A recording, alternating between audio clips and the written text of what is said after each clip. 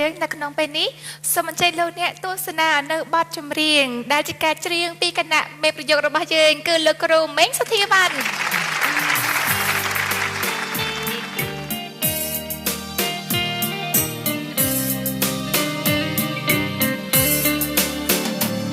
ស្ទឹងកៅហូរទៅឆ្ងាយណាស់ហើ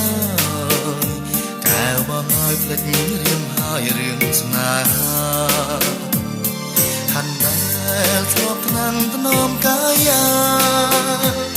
វេលានឹងទ្រាកណ្ដាលព្រៃស្ទឹងកៅធ្លាប់តែច្រៀងបំពេក្រោមដួងខែអោគូស្នេហ៍ភ្លេចទុំភ័យថ្ងៃនេះស្ទឹងហូរគ្មានប្រណីចោលព្រៃដែលស្រីធ្លាប់រស់នៅស្ដាយដែលសម្រងរុងទាំងត្រាស្ដាយរួងតែសាធ្លួមកាយភ្លើស្នាមខំដឹកញ៉ាំនៅក្រឡៅកោតតែចិត្តស្រីពើហូរទៅគ្មាននឹងនេះស្ទឹងកៅកុំហូរធ្វើអ្វីហូរប្រណីដល់បាត់ស្រីដែលកំបានជួបទាំងកែវពុំងារក្រុមគ្រាដែលគ្នាមកកំសា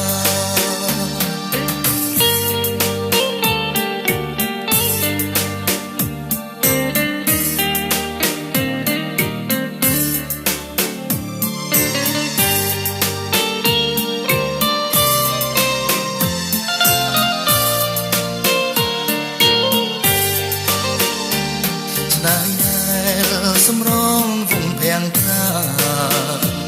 ស្ដាយរួងកាសាធ្លួមកាយភ្លើស្នាមខំដឹកញ៉ាំនៅក្រឡៅកោតតែចិត្តស្រីពើហូរទៅគ្មាននឹងនេះស្ទឹងកៅកុំហូរធ្វើអ្វីហូរប្រណីដល់បាត់ស្រីដែលកំបានជួបទាំងកែវពុំងារក្រុមគ្រាដែលគ្នាមកកំសា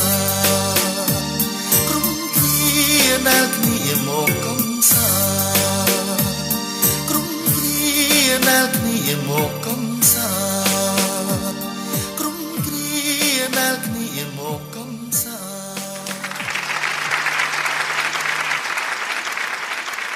ចាជំរាបសួរបាទជំរាបសួរចា